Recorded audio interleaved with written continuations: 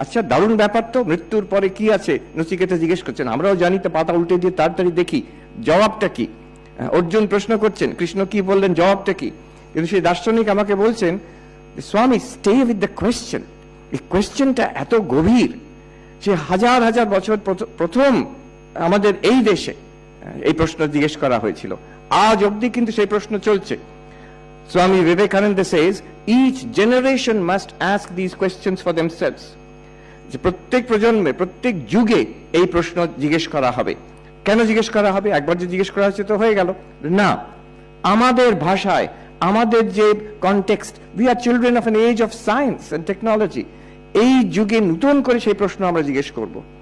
আচ্ছা, প্রশ্নের যে জবাব পাওয়া যায়নি তা নয়, সেই প্রাচীন যুগে উপনিষদে দেখছি প্রশ্নও আছে আর দুর্ধর্ষ জবাব আছে। The most profound answers we find in the rishis, but each generation gets those answers for themselves.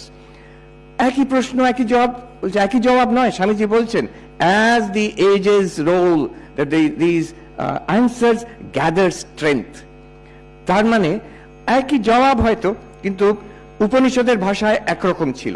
তারপরে যে দর্শনের যুগ এলো, হ্যাঁ, বেদান্ত দর্শন, ন্যায়, সাংখ্য, তার সঙ্গে ডিবেট হচ্ছে বৌদ্ধ জৈন দর্শনের, তখন এই একই উপনিষদের যে answer, that gathered strength, Regard, logic.